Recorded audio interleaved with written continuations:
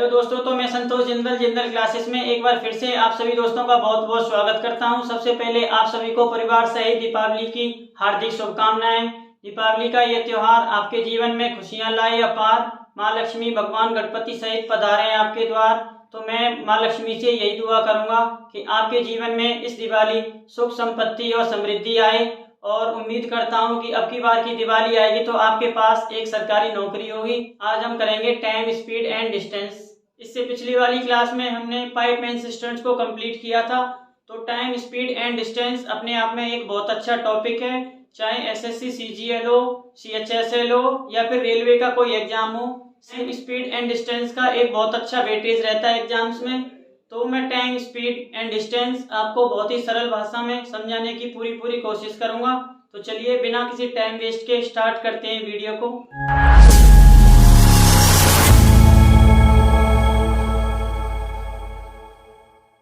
Time, speed and distance के questions में speed सबसे मेन होती है, तो हमें पहले स्पीड को समझना है। स्पीड क्या होती है?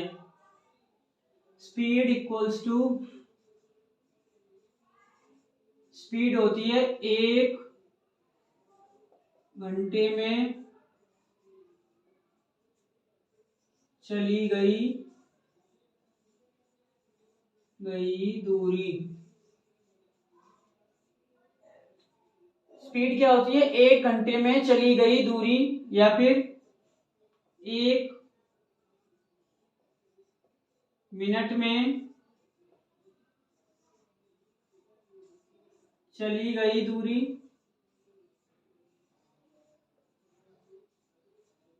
या फिर इसी को कह सकते हैं 1 सेकंड में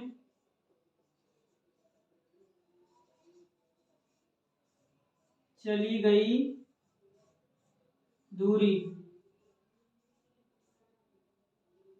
तो स्पीड क्या होती है?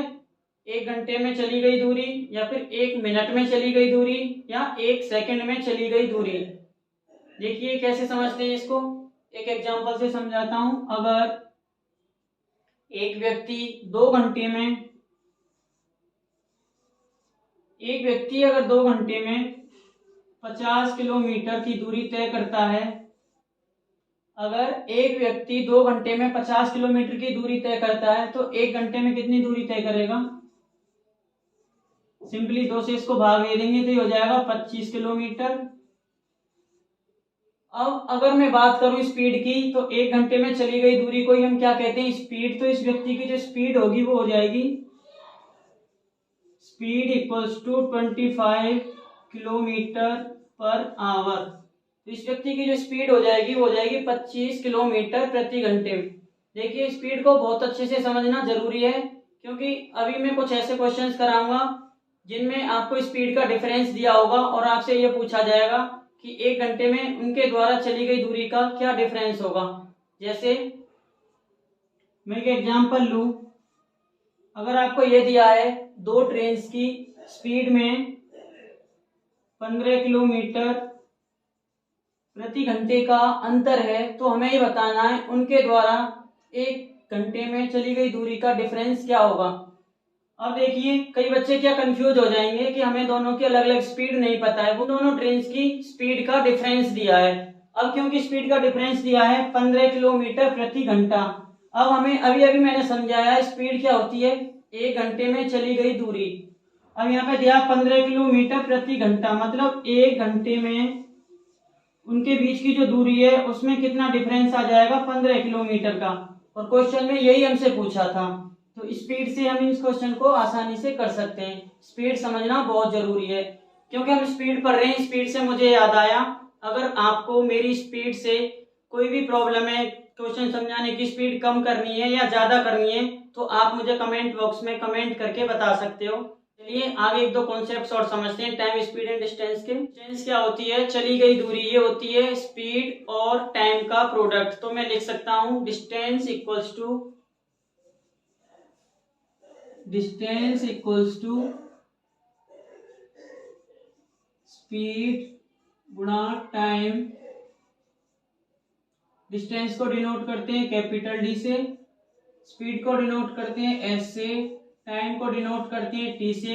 तो मैथमेटिकली हो जाएगा d equals to s multiply t।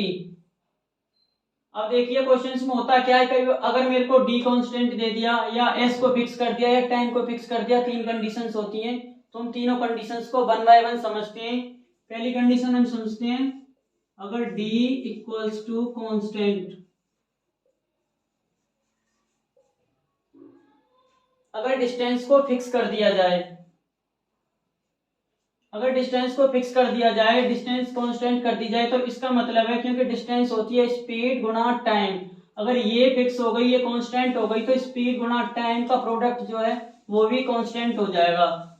अगर d इक्वल्स टू कांस्टेंट है तो मैं कह सकता हूँ स्पीड गुना time equals to constant c, तो मैं लिख सकता हूँ s1 गुना t1 बराबर होगा किसके, s2 इंटू t2 के। इसका मतलब यही है s1 गुना t1 बराबर होगा s2 गुना t2 के। अब अगर मैं इनको रीअरेंज करूं, s1 upon s2 equals to क्या हो जाएगा, t2 अपॉन t1। इसका मतलब क्या हुआ, अगर डिस्टेंस कांस्टेंट है तो जो स्पीड का रेशियो होगा वो क्या होगा, टाइम के रेशियो के इनवर्स होगा। इसको ऐसे समझते हैं, सपोज करो ये दो प्लेसेस हैं ए एंड बी, इनके बीच का डिस्टेंस है कैपिटल डी। अब अगर एक व्यक्ति ए से बी तक t1 टाइम में x स्पीड से जाता है, फिर वापस बी से ए तक y स्पीड से आता है, और इसके लिए जो टाइम लगा है वो लगा है t2। अब अगर मेरे से पूछा जाए x और y का रेशियो क्या होगा, तो मैं लिख सकता हूं x अपॉन y, या फिर इसको ऐसे समझते हैं t1 क्या हो जाएगा, डिस्टेंस अपॉन स्पीड x, इसको मैं इक्वेशन 1 कहूं। t2 क्या हो जाएगा, t2 equals to distance d upon y, ये इक्वेशन 2। अब मैं क्या करता हूँ, इक्वेशन 1 को इक्वेशन 2 से डिवाइड कर देता हूँ, तो ये हो जाएगा t1 upon t2 equals to d upon x, ये डिवाइड बाई d अपॉन ये y ऊपर चला जाएगा, d से ये d कैंसिल आउट हो गया, तो आ जाएगा t1 upon t2 equals to y upon x। x upon y की बात करूं तो ये हो जाएगा x upon y equals to t2 by t1। तो जो स्पीड का रेशियो है वो हो जाएगा टाइम के रेशियो के इनवर्स। मतलब क्या हुआ, जब x स्पीड से गया था तो टाइम t1 लगा था, और जब यही व्यक्ति y स्पीड से b से a की तरफ आया तो इसको t2 टाइम लगा है। अगर मेरे को ये दिया होता क्वेश्चंस में तो इसको मैं आसानी से बता सकता था। आई थिंक अब आपको बहुत अच्छे से समझ में आ गया होगा। चलिए अब दूसरी सिचुएशन समझते हैं। दूसरी कंडीशन में क्या हो सकता है, जब स्पीड कांस्टेंट कर दी जाए। अगर स्पीड कांस्टेंट कर दी जाएगी तो इसको मैं लिख सकता हूं s इक्वल्स टू कांस्टेंट। अगर स्पीड कांस्टेंट कर दी जाए तो यहां से ये क्या हो जाएगा, d upon T equals to क्या होता है स्पीड, और ये कर दी कांस्टेंट, ये फिक्स कर दी,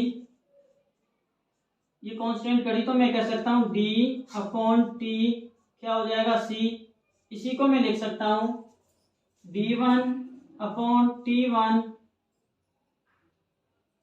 equals to d2 upon t2। इसको मैं रीअरेंज करूं तो ये हो जाएगा d1 upon d2 equals to t1 upon t2।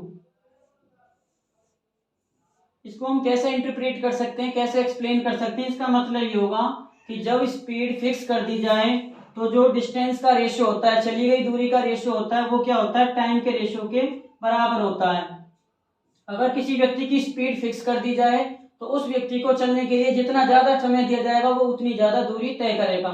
इसका कहने का मतलब ये है। चलिए अब हम थर्ड कंडीशन को समझते हैं, जिसमें क्या होगा, टाइम को कांस्टेंट कर दिया जाएगा। अगर टाइम कांस्टेंट कर दिया जाए तो इस इक्वेशन के ब्याह पे मैं लिख सकता हूं d अपॉन s, ये हो जाएगा टाइम के बराबर t, और ये क्या कर दिया है कांस्टेंट, या फिक्स। अब अगर ये टाइम कांस्टेंट कर दिया तो मैं लिख सकता हूँ d1/s1 इक्वल्स टू d2/s2। इसको अगर मैं अरेंज करूं तो मैं लिख सकता हूं d1/d2 इक्वल्स टू s1/s2। इसका मतलब ये हुआ कि अगर किसी व्यक्ति का चलने के लिए समय फिक्स कर दिया जाए तो उसके द्वारा चली गई दूरी का अनुपात क्या होगा, उसकी स्पीड का अनुपात के बराबर होगा। मतलब अगर उसकी जितनी ज्यादा स्पीड उतनी ज्यादा वो दूरी तय करेगा। तो आई थिंक तीनों कंडीशंस आपको समझ में आ गई होंगी। जो तीनों रिजल्ट्स निकल के आए थे मैं उन्हें एक जगह लिख देता हूँ ताकि आपको समझने में आसानी हो। जब हमारी डिस्टेंस कांस्टेंट हो जाएगी तो ये रिजल्ट आया था स्पीड का जो रेशियो होता है वो टाइम के रेशियो के इनवर्स होता है। ये पहली कंडीशन थी। सेकंड कंडीशन में हमने किया था स्पीड को कांस्टेंट, अगर स्पीड कांस्टेंट कर दी जाए तो यहाँ से जो रिजल्ट आया था वो आया था डिस्टेंस का रेशियो जो होगा वो टाइम के रेशियो के बराबर होगा। ये सेकंड कंडीशन थी। थर्ड कंडीशन में हमने माना था अगर टाइम कांस्टेंट हो, अगर टाइम को फिक्स कर दिया जाए तो क्या होगा, जो डिस्टेंस का रेशियो है वो किसके बराबर हो जाएगा, स्पीड के रेशियो के बराबर। आपको एक ही जगह तीनों रिजल्ट्स मिल गए। मैं एक बार साइड हो जाता हूं, आप इसका स्क्रीनशॉट ले सकते हो। तो चलिए तीनों रिजल्ट्स आपके पास हो गए। अब हम समझते हैं एवरेज स्पीड को। तो एवरेज स्पीड क्या होती है, इसको मैं लिख सकता हूं एवरेज स्पीड, इसको मैं ऐसे लिख सकता हूं SAB का मतलब एवरेज। एवरेज स्पीड हो जाएगी टोटल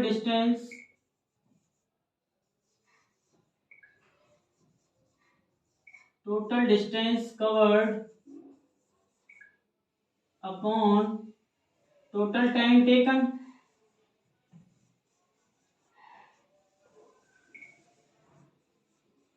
तो एवरेज स्पीड क्या हो जाएगी, उस व्यक्ति ने कितनी दूरी तय की और उस दूरी को कितने समय में तय किया। तो मैं इसको लिख सकता हूं एस एवरेज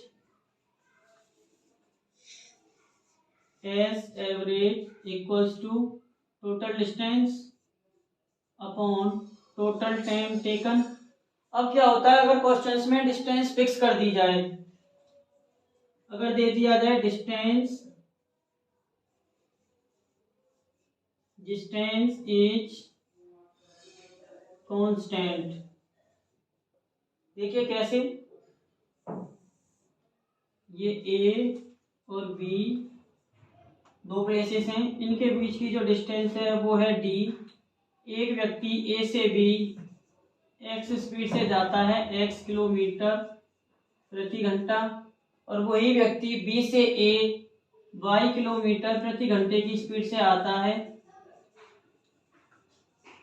अब अगर हमसे पूछा जाए कि इस पूरी जर्नी के दौरान इस व्यक्ति की एवरेज स्पीड क्या रही है, तो मैं लिख सकता हूं टोटल डिस्टेंस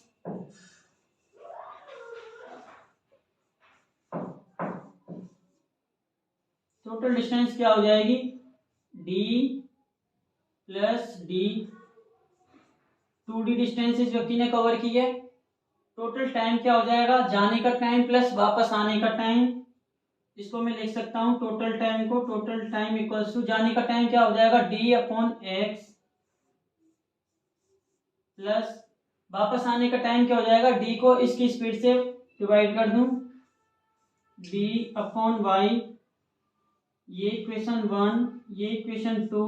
तो अभी मैंने बताया था एवरेज स्पीड क्या होती है, मैं लिख सकता हूं average speed equals to total distance है 2D, टोटल टाइम कितना है d/x प्लस d/y। अब अगर मैं इसको सॉल्व करूं, S average equals to 2D upon d plus x plus d/y। अगर मैं इस d से d को कैंसिल आउट कर दूं तो ये हो जाएगा 1/x plus 1/y।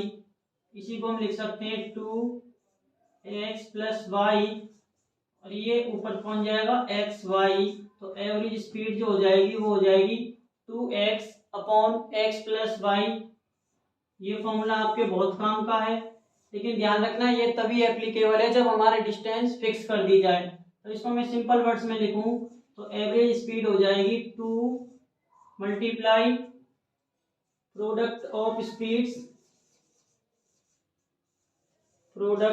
Speeds divide by sum of speeds.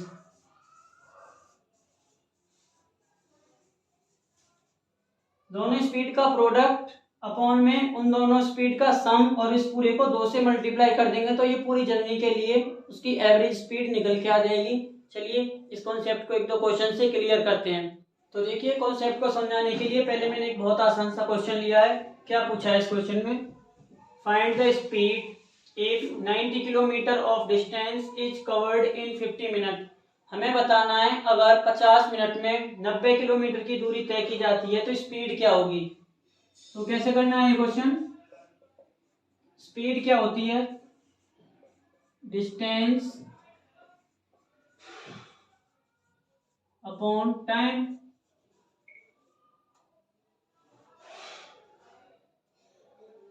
Distance upon time, यह डिस्टेंस कितनी है? 90 किलोमीटर। टाइम लिया है 50 मिनट। इस मिनट को मैं क्या घंटे में बदल देता हूं, तो इसको 60 से भाग दूंगा, ये 60 से डिवाइड करूंगा मैं इसको मैं लिख सकता हूं 90/50 गुणा 60 12 निम्मा 108। तो जो स्पीड हो जाएगी वो हो जाएगी 108 किलोमीटर प्रति घंटा। या फिर मैं लिख सकता हूं स्पीड क्या होती है? 1 घंटे में तय की गई दूरी। 1 घंटा मतलब 60 मिनट में तय की गई दूरी। अगर 50 मिनट में 90 किलोमीटर दूरी तय होती है, 10 मिनट की बात करूंगे तो इसको 5 से भाग कर देता हूं। 10 मिनट में कितनी हो जाएगी? 5 से इसको भाग किया तो 18 किलोमीटर। अब 50 + 10 60 मिनट। ये 60 मिनट में कितनी दूरी तय हो जाएगी? 90 + 18 108।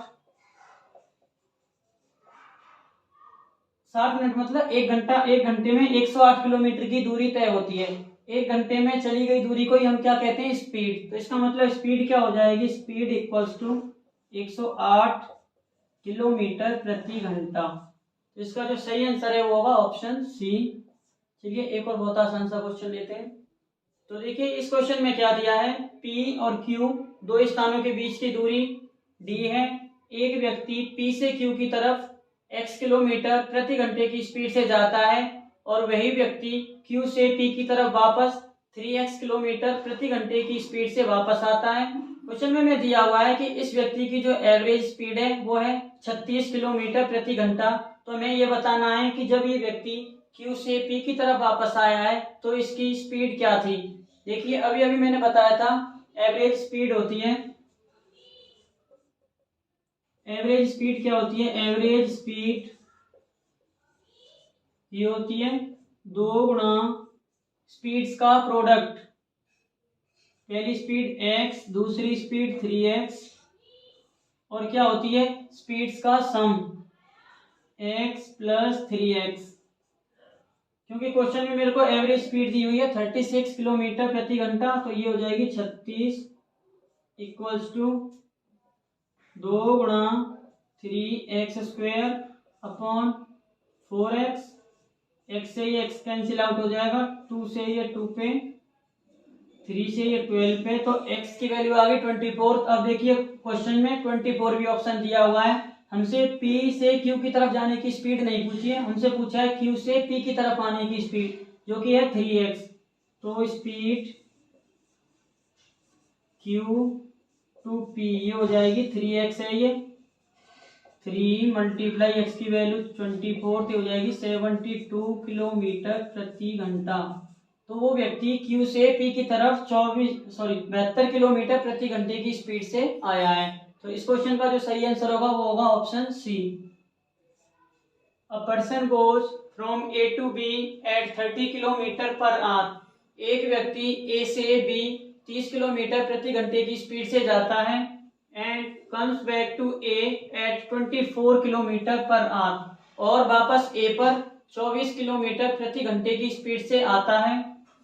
If total time taken in whole journey is 45 minutes, अगर इसको आने और जाने में जो टोटल समय है वो 45 मिनट लगा है, then find the distance between A and B, हमें ए और बी के बीच की डिस्टेंस बतानी है।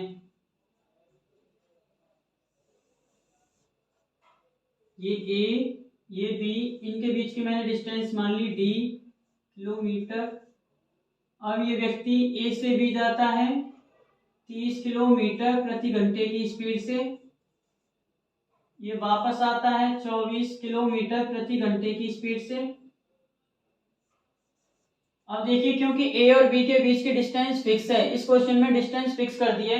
तो जो हमने पहली सिचुएशन पढ़ी थी अभी थोड़ी देर पहले, मैंने आपको 3 रिजल्ट्स बताए थे, उसके बिहाफ पे हम कह सकते हैं अगर डिस्टेंस कांस्टेंट होती है, अगर डिस्टेंस कांस्टेंट होती है तो स्पीड का रेशियो जो होता है वो टाइम के रेशियो के इनवर्स होता है। तो मैं लिख सकता हूँ S1 upon S2 equals to T2 upon T1। S1 दिया है हमें 30, S2 दिया है 24, यही किसके बराबर हो जाएगा T2 अपॉन T1। इसका अगर मैं रेशियो निकालूं तो ये हो जाएगा 5:4। यहां से मैं लिख सकता हूं T2 upon T1 equals to 5/4। अब क्योंकि T1 टाइम उसको जाने में लगा और T2 टाइम वापस आने में लगा, अगर टोटल टाइम की बात करूं, टोटल टाइम क्या हो जाएगा, ये हो जाएगा T1 प्लस T2, ये हो जाएगा 9 यूनिट। ये एग्जैक्ट टाइम है इसलिए हमने यूनिट लिखा है, एक रेशियो है। टोटल टाइम हमें क्वेश्चन में दिया हुआ है 45 मिनट, तो 9 यूनिट की वैल्यू कितनी है,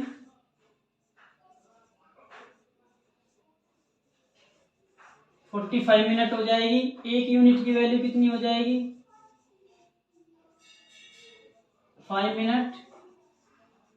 एक टाइम ले लेता हूं, 4 यूनिट की वैल्यू मैं निकाल देता हूं। 4 यूनिट की वैल्यू कितनी हो जाएगी, 4 multiply by 5 equals to 20 minute. ये 4 यूनिट किसकी वैल्यू है, T1, मतलब उस व्यक्ति को जाने के लिए कितना समय लगा, 20 मिनट। इस व्यक्ति ने 20 मिनट में डी डिस्टेंस कवर की है और इसकी स्पीड है 30 किलोमीटर पर आवर। तो मैं डिस्टेंस कैसे निकाल सकता हूं, speed multiply by time. Speed की वैल्यू दी है 30 किलोमीटर पर आवर, टाइम है 20 मिनट। इस मिनट को घंटे में करने के लिए मैं 60 से भाग कर देता हूं तो ये घंटा हो जाएगा, 20 या 60, 3 दूनी 10, ये जाएगा 10 किलोमीटर। तो ए और बी के बीच की जो डिस्टेंस है वो कितना है, 10 किलोमीटर। तो ऑप्शन सी इस क्वेश्चन का सही आंसर होगा। देखिए इसी क्वेश्चन को सेकंड मेथड से कैसे करते हैं। सेकंड मेथड के एंड में आपके पास एक स्टैंडर्ड रिजल्ट भी निकल के आएगा जो कि आपको याद रखना है। इस व्यक्ति को ए से बी तक जाने के लिए जो टाइम लगा है वो T1 में कैसे लिख सकता हूँ, डिस्टेंस है D, की स्पीड है 30 किलोमीटर प्रति घंटा, इक्वेशन 1। सिमिलरली मैं कह सकता हूँ T2, बी से ए तक आने का समय वो हो जाएगा D अपॉन 24। ये इक्वेशन 2, क्योंकि इसको जाने के लिए आने और जाने में जो टोटल समय लगा है वो 45 मिनट है, तो मैं लिख सकता हूँ T1 plus T2 equals to 45 minutes, या मैं इसी को लिख सकता हूँ 45/60। तो ये घंटे आ जाएंगे, इतने घंटे लगे इसको। तो T1 और T2 की वैल्यू अगर मैं इस इक्वेशन में पुट करूँ तो हो जाएगा D upon 30 plus D upon 24 equals to 45/60। D में कॉमन ले लेता हूँ, ये 24 इधर चला गया, प्लस 30 अपॉन 30 गुणा 24 इक्वल्स टू 45/60। अब अगर मैं D निकालूं तो ये हो जाएगा 30 गुणा 24 अपॉन 24 प्लस 30 गुणा 45/60। अगर इसको मैं जनरल टर्म में लिखूं तो ये हो जाएगा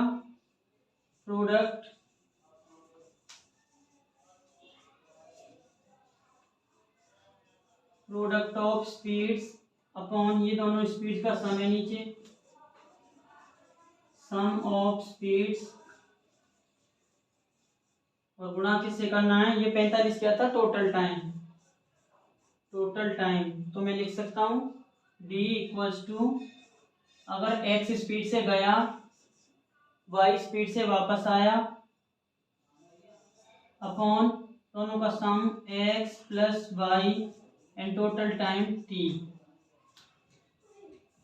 यहाँ से मेरे पास स्टैंडर्ड रिजल्ट निकल के आ जाएगा। ये रिजल्ट कब एप्लीकेबल है, जब मेरा डिस्टेंस d कांस्टेंट है। इसको आपको याद रखना है।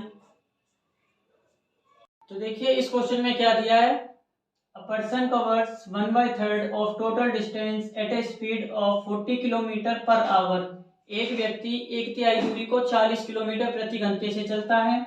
1/2 of total distance at 60 kilometre per hour. Total दूरी का आधा 60 किलोमीटर प्रति घंटे से चलता है। And rest at 120 kilometre per our, और बची हुई दूरी को 120 किलोमीटर प्रति घंटे से चलता है। Find the average speed during whole journey. हमें बताना है कि इस पूरी यात्रा के दौरान उस व्यक्ति की एवरेज स्पीड क्या रही है। तो देखिए हम कैसे कर सकते हैं इस क्वेश्चन को। 1/3 डिस्टेंस 40 किलोमीटर की स्पीड से चलता है, तो मैं कह सकता हूँ टोटल डिस्टेंस को कितनी स्पीड से चलेगा, 120 से 3 इधर आ गया, 120 किलोमीटर प्रति घंटे की स्पीड से। इसी तरह 1/2 डिस्टेंस को वो चलता है 60 किलोमीटर प्रति घंटे की स्पीड से, तो मैं कह सकता हूँ टोटल डिस्टेंस को किसी स्पीड से चलेगा, 120 किलोमीटर प्रति घंटे की स्पीड से। 1/3 इसने ये चल ली, 1/2 ये चल ली, तो अब जो डिस्टेंस बच गई वो कितनी रह गई, 1 माइनस 1/3, 1/2, 1 माइनस ये हो जाएगा 2 प्लस 3 5, 5/6। जो डिस्टेंस बच गई वो बच गई 1/6। अब दिया है क्वेश्चन में 1/6 को ये चलता है 120 किलोमीटर प्रति घंटे की स्पीड से, तो टोटल डिस्टेंस को किस स्पीड से चलेगा, ये 720 किलोमीटर प्रति घंटे की स्पीड से। अब अगर मैं टाइम एंड वर्क वाले कॉन्सेप्ट का यूज करूं तो मैं लिख सकता हूं, एक बार ये डिस्टेंस को कवर करता है 120 किलोमीटर प्रति घंटे की स्पीड से, दूसरी बारी में ये कवर करता है 120 किलोमीटर प्रति घंटे की स्पीड से, और तीसरी बार ये कवर करता है उस डिस्टेंस को 720 किलोमीटर प्रति घंटे की स्पीड से। देखिए अब ये क्वेश्चन किसके इक्विवेलेंट बन गया कि कोई काम है, एक व्यक्ति उस काम को 120 दिन में, दूसरा व्यक्ति उस काम को 120 दिन में, और तीसरा व्यक्ति उसी काम को 720 दिन में करता है। तो टाइम एंड वर्क वाले से क्वेश्चन से हम इसको रिलेट करते हैं। जो टोटल डिस्टेंस हो जाएगी इन तीनों का एलसीएम, जो कि होगा 720। अगर ये 120 किलोमीटर प्रति घंटे की स्पीड से 720 किलोमीटर चलता है तो इसको टाइम लगेगा 6 घंटे। सिमिलरली इसको भी लगेंगे 6 घंटे, और इसकी स्पीड 720 किलोमीटर प्रति घंटा है तो इसको लगेगा 1 घंटा। तो जो एवरेज स्पीड हो जाएगी, एवरेज स्पीड होती है टोटल डिस्टेंस जो कि है 720 किलोमीटर। टोटल टाइम कितना लगा है, 6 प्लस 6 प्लस 1 हो जाएगा 720 बटा 13।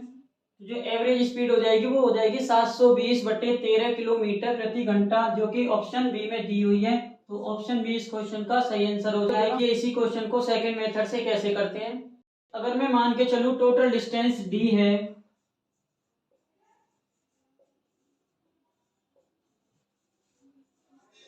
टोटल डिस्टेंस अगर डी है तो इसने d/3 को किस स्पीड से कवर किया है, 40 किलोमीटर प्रति घंटे की स्पीड से। तो इसके लिए जो टाइम लगेगा t1 में लिख सकता हूं d अपॉन स्पीड कितनी है,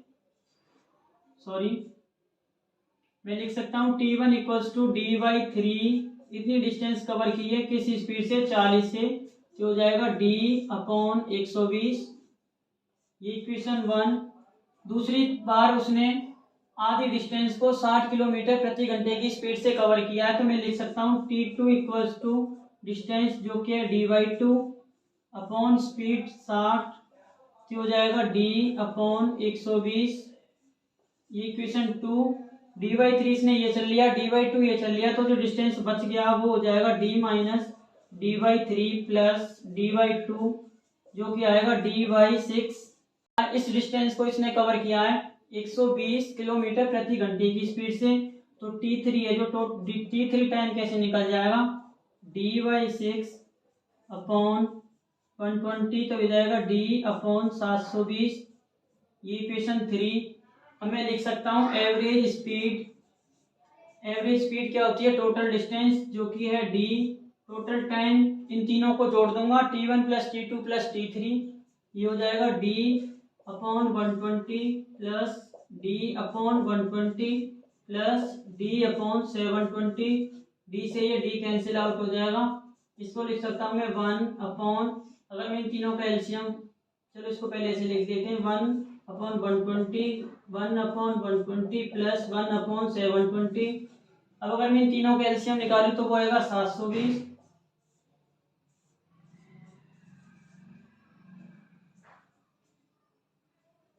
720 तो ये हो जाएगा 720 से इसको मैं डिवाइड करूं, ये 6 प्लस 1 ये 720 ऊपर पहुंच जाएगा, तो हो जाएगा 720/13। तो एवरेज स्पीड आ जाएगी 720/13, जो कि इस मेथड से भी वही आ रही है। तो आप जो चाहो वो मेथड अपना सकते हो। चलिए नेक्स्ट क्वेश्चन देखते हैं। इस क्वेश्चन में क्या दिया देखिए, speed of a car is 45 kilometre per our. किसी कार की स्पीड 45 किलोमीटर प्रति घंटा है। It stops for a few minutes in an hour. ये 1 घंटे में कुछ समय के लिए रुकती है। Then it's average speed becomes 30 kilometre per hour. जिससे कि घटकर इसकी स्पीड कितनी हो जाती है, 30 किलोमीटर प्रति घंटा।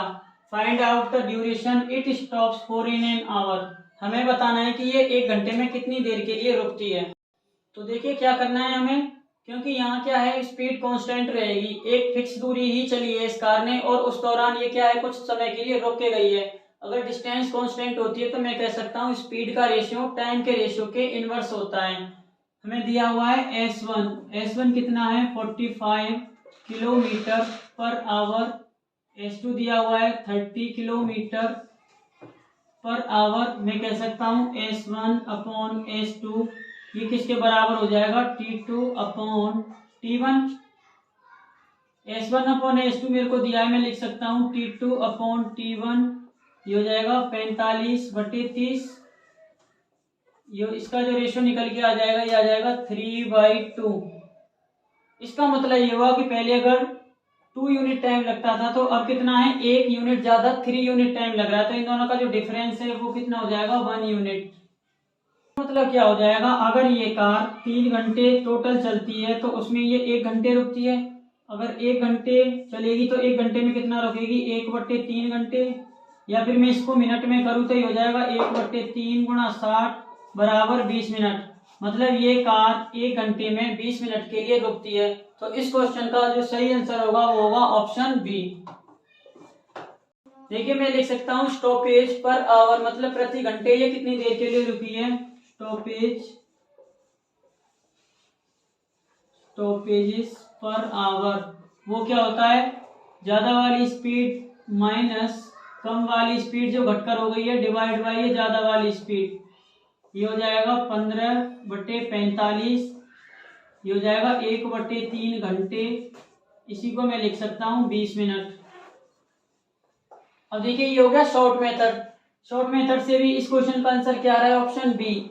इस क्वेश्चन में क्या दिया देखिए, Aman and Raman with the speed of 18 kilometre per hour and 12 kilometre per hour start to meet each other. Aman और रमन 18 किलोमीटर प्रति घंटे और 12 किलोमीटर प्रति घंटे से एक दूसरे से मिलने के लिए चलते हैं। अमन की स्पीड 18 किलोमीटर प्रति घंटा है, रमन की स्पीड 12 किलोमीटर प्रति घंटा है। मिलते समय अमन ने रमन से 400 मीटर ज्यादा दूरी तय की है। Find the distance between Aman and Raman. हमें बताना है अमन और रमन के बीच की दूरी कितनी है। देखिए कैसे करना है इस क्वेश्चन को, ये अमन ये रमन, इन दोनों के बीच की कोई डिस्टेंस है d। अमन इधर से इधर चला, यहाँ के दोनों मिले। अब अगर इसने d1 चला है, ये d2 चला है, तो ये d2 ज्यादा है, d1 से। d2 माइनस d1 का जो डिफरेंस दिया है, ये दिया है हमें 400 मीटर। तो अब हमें बताना है कि इन दोनों के बीच की दूरी d कितनी है। अब इन्होंने जो d1 डिस्टेंस लिया, इसने t टाइम में, इसने भी t टाइम में, ये दोनों सेम टाइम पे चले और कुछ टाइम बाद मिले। देखिए अब यहाँ क्योंकि समय कांस्टेंट है, टाइम कांस्टेंट है, टाइम क्या है constant, meeting time is always constant, मिलने का समय हमेशा कांस्टेंट होता है। क्योंकि इन्होंने सपोज करो इसने भी 8 बजे और इसने भी 8 बजे चलना स्टार्ट किया और ये 12 बजे यहाँ कर मिल गए, तो 4 घंटे इसने दूरी तय की, 4 घंटे इसने दूरी तय की, तो दोनों ने सेम टाइम चला है। तो मैं अगर टाइम कांस्टेंट है तो मैं लिख सकता हूँ टाइम कांस्टेंट होने पर डिस्टेंस का रेशियो जो होता है वो होता है स्पीड के रेशियो के बराबर, मतलब जिसकी स्पीड ज़्यादा उसने ज़्यादा दूरी तय की। अब यहाँ पे मेरे को दिया हुआ है अमन की स्पीड, अगर इसको मैं मोर एग्जैक्टली ऐसे लिखूं, अमन, ये रमन, ये अमन और ये रमन। अब मैं लिख सकता हूँ D A upon D R, Aman के द्वारा तय की गई दूरी और रमन के द्वारा तय की गई दूरी का अनुपात, ये क्या हो जाएगा, स्पीड ऑफ अमन, अमन की स्पीड है 18 किलोमीटर प्रति घंटे, रमन की स्पीड है 12 किलोमीटर प्रति घंटे। इनका जो मैं अनुपात निकालूं तो वो हो जाएगा 3/2, मतलब अमन ने 3 यूनिट डिस्टेंस चली है और रमन ने 2 यूनिट डिस्टेंस चली है। इन दोनों का जो डिफरेंस है वो कितना हो जाएगा, 1 यूनिट। इस 1 यूनिट की वैल्यू क्वेश्चन में दी हुई है 400 मीटर, तो मैं लिख सकता हूँ 1 की वैल्यू कितनी है, 400 मीटर। अब इन दोनों ने टोटल डिस्टेंस कितनी चली है, 3 + 2 5, तो 5 की वैल्यू कितनी हो जाएगी, सिंपली मैं 5 को इस 400 से मल्टीप्लाई कर दूंगा, ये हो जाएगा 2000 मीटर। 2000 मीटर को ही मैं क्या कह सकता हूँ, 2 किलोमीटर। तो अमन और रमन के बीच की जो डिस्टेंस है वो है 2 किलोमीटर। तो ऑप्शन सी इस क्वेश्चन का सही आंसर होगा। चलिए एक और क्वेश्चन देखते हैं। इस क्वेश्चन में क्या दिया है, distance between P and Q is 96 kilometre. P और Q के बीच की दूरी 96 किलोमीटर है। 2 persons Ram and Shyam having speed 50 kilometre and 70 kilometre start from P to Q। Ram और श्याम एक साथ P से Q की तरफ चलना प्रारंभ करते हैं। P की स्पीड दी हुई है 50 किलोमीटर प्रति घंटा और श्याम की स्पीड दी हुई है 70 किलोमीटर प्रति घंटा। Shyam reached eight Q and return immediately and meet Ram at a distance x kilometre from Q। अब क्योंकि श्याम की स्पीड ज्यादा है तो श्याम पहले Q पर पहुंचता है, वो तुरंत वहां से वापस होता है और राम को Q से एक डिस्टेंस x पर मिलता है। तो हमें इस क्वेश्चन में यही बताना है कि डिस्टेंस x कितनी है। टाइम कांस्टेंट होगा क्योंकि दोनों ने साथ साथ चलना शुरू किया है और एक साथ मिलने के बाद रुक गए पॉइंट R पे। तो मैं लिख सकता हूँ distance covered by Ram upon distance covered by Shyam equals to speed of Ram upon speed of Shyam. क्योंकि टाइम कांस्टेंट रहने पर डिस्टेंस का रेशियो स्पीड के रेशियो के बराबर होता है। अगर मैं कहूँ dr अपॉन ds, ये हो जाएगा राम की स्पीड 50 है, श्याम की स्पीड 70 है, तो इन जो दोनों का रेशियो होगा वो हो जाएगा 5/7। अगर श्याम ने 7 चला है तो राम ने 5 चला है, तो श्याम ने कितना ज्यादा चला है, 2। एक यूनिट R से Q तक जाने में और दूसरी एक्स्ट्रा यूनिट Q से R तक आने में। अगर श्याम ने टोटल 7 यूनिट चली है तो P से R तक ये कितना हो जाएगा, 5 यूनिट। 1 यूनिट ये इधर जाने के लिए, 1 यूनिट ये वापस आने के लिए, तो टोटल 7 यूनिट। हमको दिया हुआ है 5 यूनिट प्लस 1 ये 6 यूनिट। P से Q की डिस्टेंस 6 यूनिट की वैल्यू हमें क्वेश्चन में दी हुई है 96 किलोमीटर। दोबारा देखिए, श्याम ने 5 यूनिट ये चला है और 1 यूनिट ये 6, PR प्लस PQ ये दिया हुआ है 96 किलोमीटर। 6 यूनिट की वैल्यू 96 किलोमीटर दी हुई है। मेरे को 1 यूनिट की वैल्यू निकालनी है, वो कैसे हो जाएगी, 96 से मैं इसको अगर डिवाइड करूं तो हो जाएगी 16 किलोमीटर। तो इस क्वेश्चन का जो सही आंसर होगा वो होगा ऑप्शन बी, 16 किलोमीटर। तो चलिए आज के लिए इतना ही रखते हैं। परिवार के साथ मिलजुल कर खुशियों भरी दिवाली मनाइए। आप लोगों को ज्यादा पटाखे नहीं चलाने हैं, पॉल्यूशन नहीं बढ़ाना है। चलिए फिर से एक बार आप सभी को हैप्पी दिवाली। मिलते हैं नेक्स्ट वीडियो में।